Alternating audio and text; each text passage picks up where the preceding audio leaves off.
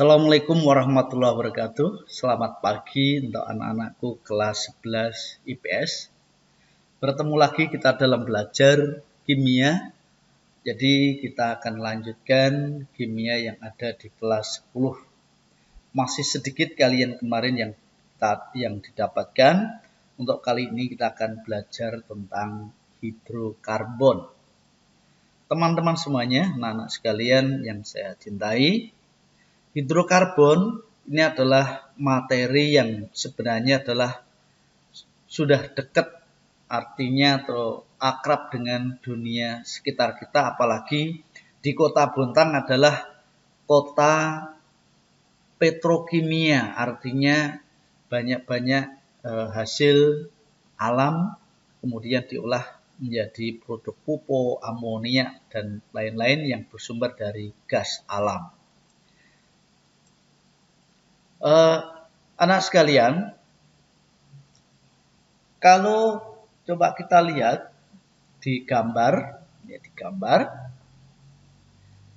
ini ada bakso, bisa juga sate. Ketika dipanaskan, waktu yang lama, maka akan terjadi berubah, tadinya warnanya coklat jadi hitam. Apa yang terjadi? Itu adalah terbentuk arang.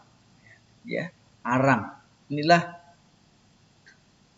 contoh kalau suatu senyawa yang mengandung karbon, kalau dibakar jadi arang atau jadi karbon.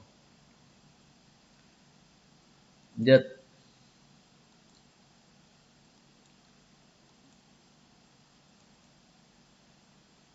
Identifikasi senyawa karbon. Kalau di dalam laboratorium, misalnya nih sampel glukosa, sampel gula pasir, ketika dipanaskan, ini dengan alat, ini tabung reaksi, ya. Kemudian ini pakai pipa yang bengkok, pipa L, dimasukkan dalam air kapur, jadi air kapur, kemudian dipanaskan. Ini ada misalnya ada sampel glukosa yang ditambah dengan tembaga 2 oksida, panaskan, maka air kapur ini akan berwarna keruh. Jadi air kapurnya akan berwarna keruh. Jadi ini adalah air kapurnya, ya. Ini akan berwarna keruh. Kenapa berwarna keruh? Karena ini suatu senyawa yang hidrokarbon, senyawa organik. Jadi senyawa organik ketika dibakar, gas karbon dioksidanya bereaksi sama air kapur, terbentuk endapan kalsium karbonat, sehingga air kapur yang tadinya jernih jadi putih. Nah, mestinya ini putih ya. Jadi mestinya terjadi warna putih. Itulah identifikasi senyawa karbon.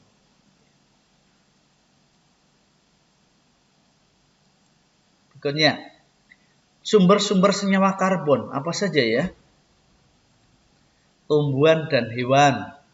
Ini tumbuhan dan hewan, kayu, kemudian untuk hewan di hutan ada gajah, harimau, dan lain-lain.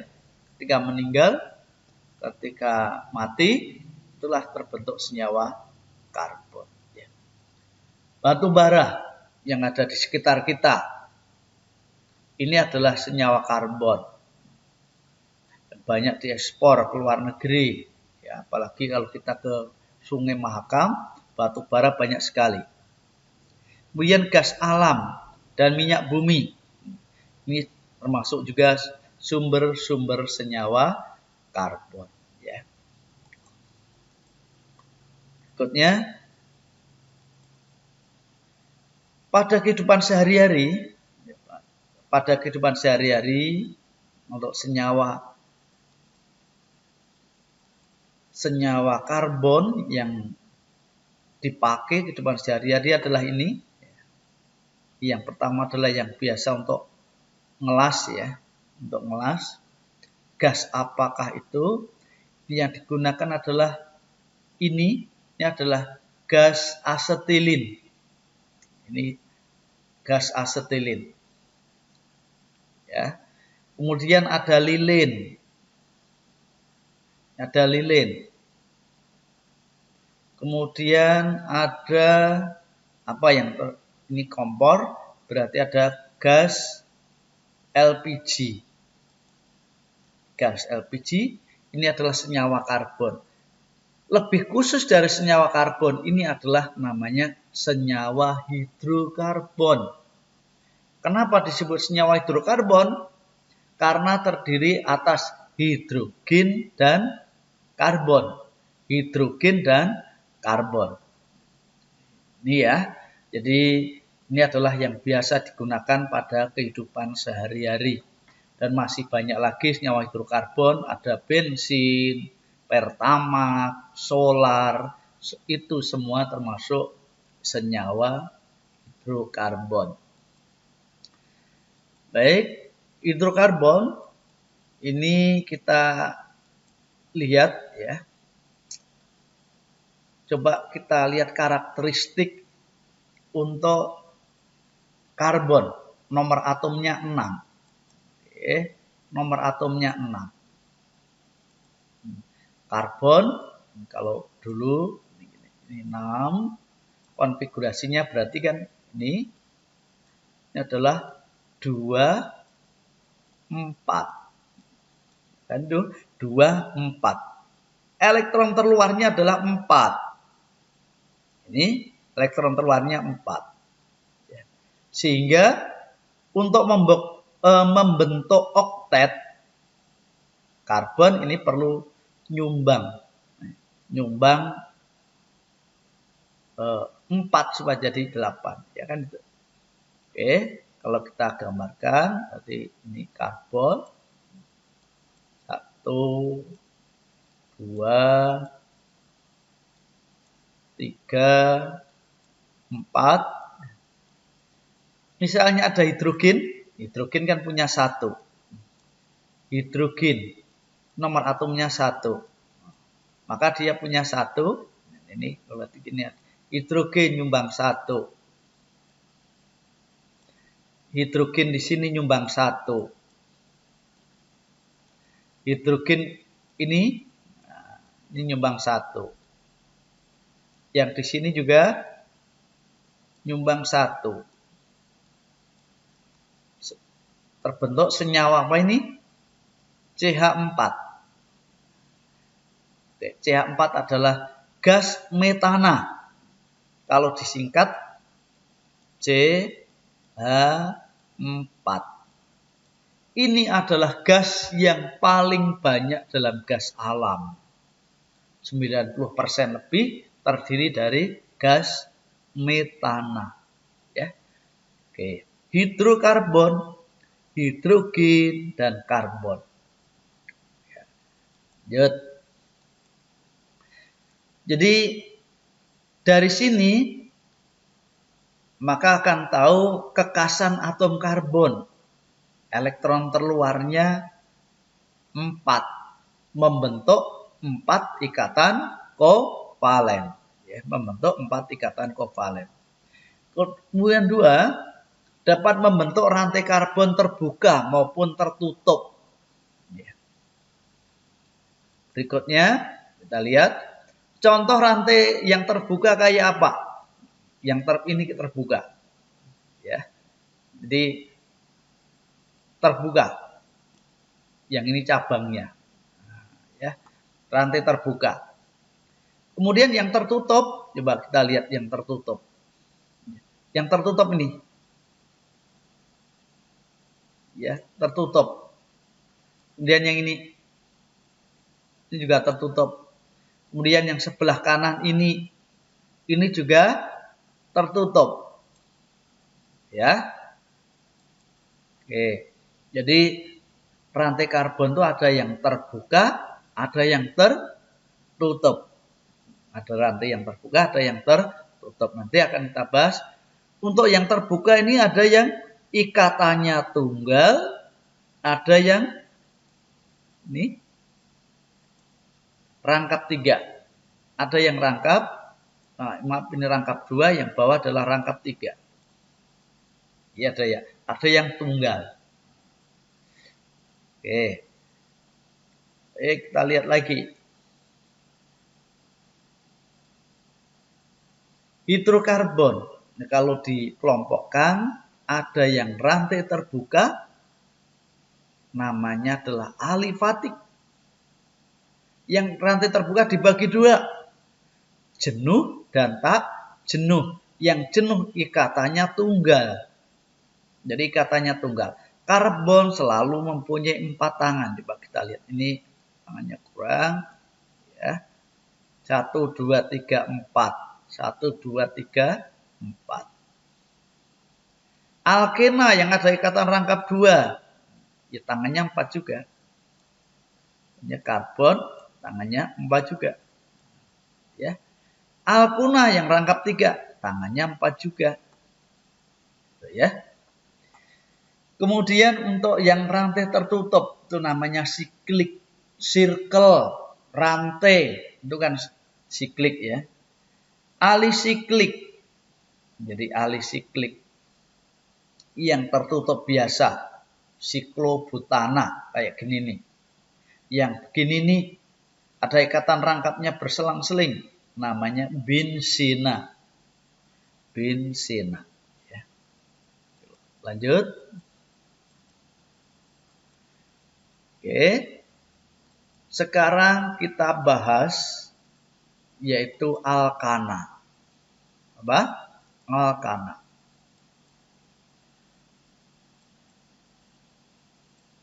Golongan alkana atau dikatakan deret homolog alkana. Jadi alkana ini adalah suatu senyawa yang paling banyak dalam minyak bumi. Ini paling banyak dalam minyak bumi. Ya. Kita mulai yang terpendek adalah ini metana CH4. Ya. C2H6, C3H8. Teratur ya. Oke, berikutnya ya. C4H10. Kalau C5 H12. C6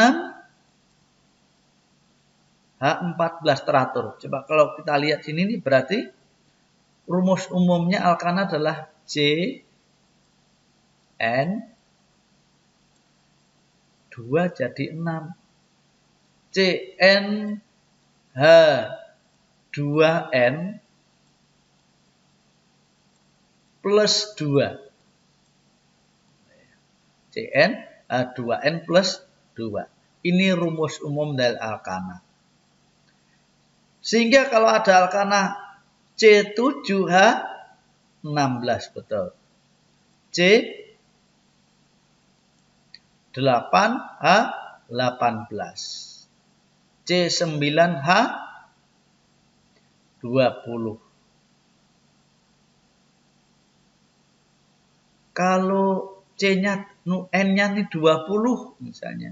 Wah, yang rantainya panjang. Kalau N-nya 20 berarti C20 H20 kali 2 tambah 2 berarti 42. Ada namanya Pak, ada.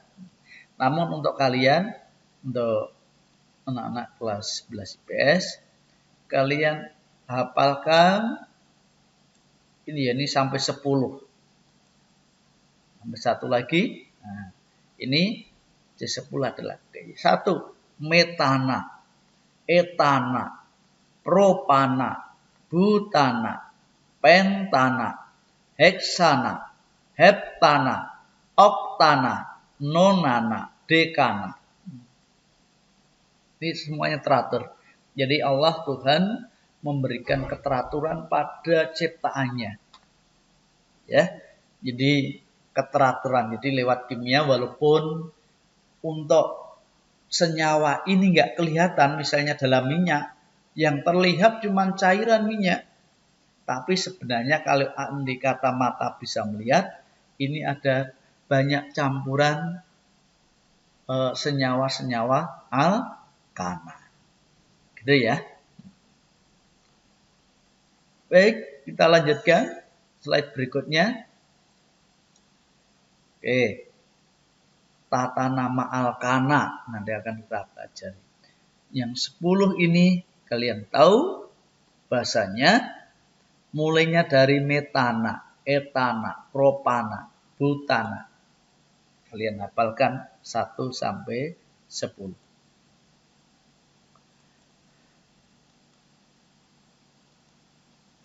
Oke, sama aja nih. Jadi kalau dipanjangkan, jadi dipanjangkan begini nih, ya. Panjangkan ini. Pak, bagaimana cara menggambar ini? Coba, misalnya nih. Nah, misalnya kita punya C-nya ada 6 misalnya. C-nya 6. Kita gambar gimana nih? 1, 2, 3, 4, 5, 6. Nah, ya. Buat tangannya 4. Nah, ya. Yang nggak kelihatan ini adalah hidrogen. Nah, ini kalau ini adalah hidrogennya, nggak kelihatan. Ya, ini hidrogennya nggak kelihatan. Oh, mengikat hidrogen ya sini. Hidrogen, ya, hidrogen, hidrogen. Kita tulis hidrogen, ya, dan seterusnya.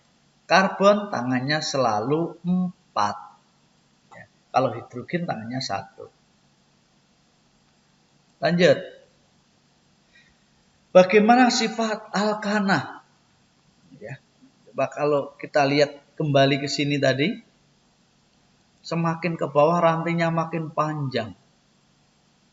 Kira-kira apa yang membedakan antara alkana yang rantai pendek sama panjang? Lihat nih, ya, yang rantai pendek metana, titik lelehnya min 182. Min 182. Oke, kita lihat ini nih. Min 182. Etana min 183. Ke bawah, naik dikit, tapi kalau kita lihat semakin ke bawah, titik lelehnya bagaimana ini? Semakin panjang rantai, titik lelehnya makin tinggi, ya. Titik lelehnya makin tinggi. Di titik lelehnya makin tinggi. Ya, makin ke bawah, titik lelehnya makin tinggi. Titik-titik coba sama, semakin ke bawah juga semakin tinggi, ya. Jadi titik leleh dan titik didih di sini adalah sama, semakin panjang rantai maka titik lelehnya makin tinggi. Oke, oh ya, ini saya tekankan ini. C1 sampai C4 wujudnya gas. Yang ada dalam LPG ini gas. Itu C1 sampai C4. Yang paling banyak C4-nya kalau gas LPG. C5 lebih sampai C17 itu wujudnya cair. Bensin, solar, pertamax masuk di dalamnya itu. Lebih dari C18 wujudnya padat. Contohnya lilin, ya, aspal. Ya, itu adalah contoh kalau jumlah C-nya lebih dari 18. Oke, next. Ya. Bagaimana kalau kita lihat posisi atom karbon? Jadi posisi atom karbon pada senyawa alkana. Nah, ini senyawa alkana di posisi atom karbon. Ini adalah bagaimana bertetanggaannya. Bagaimana bertetanggaannya. Karbon prinsipnya adalah punya 4 tangan. Karbon itu mempunyai 4 tangan. Kalian jago-jago bahasa Inggris, ini saya ambil dari kimia karbon, ya. Kimia karbon, ini nanti dikenal posisi atom karbon itu ada 4. Posisi atom karbon primer, sekunder, tersier, dan kuartener.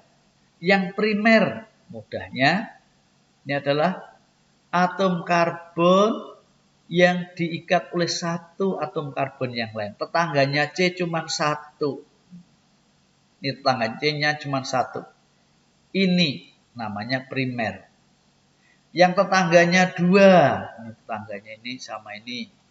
Namanya karbon sekunder. Tetangganya 3. Ini tetangganya 3. Namanya tersier. Tetangganya 4. Iya. Ini namanya kuarten. Jadi posisi atom karbon itu ada 4. Enggak lebih. Ya ini posisinya. Primer, sekunder, tersier, dan kuartener. Ya. Oke. Kita lihat sini nih. Tetangganya cuma 1. Yang primer. Ini primer. Mana lagi? Yang ujung-ujung itu adalah primer. Primer. Ini juga primer. Ini juga primer. Ini juga primer. Ya, yang tetangganya cuma 1. Ini tangganya ini. Ini tangganya ini. Ya. Baik. Oke, demikian anak-anak sekalian. Untuk materi ini kita sampai di sini. Yang jelas kita simpulkan yang namanya atom karbon itu tangannya selalu 4. Tangannya selalu 4. Oke, kita akan misalnya sekali lagi, karbon tangannya selalu 4. Nah, ini ya. Tangannya selalu 4. 1, 2, 3, 4. 1, 2, 3, 4. Nah, ya. Jadi tangannya selalu 4. Demikian, anak-anak sekalian, kita sudah belajar tentang alkana sampai dengan posisi atom karbon.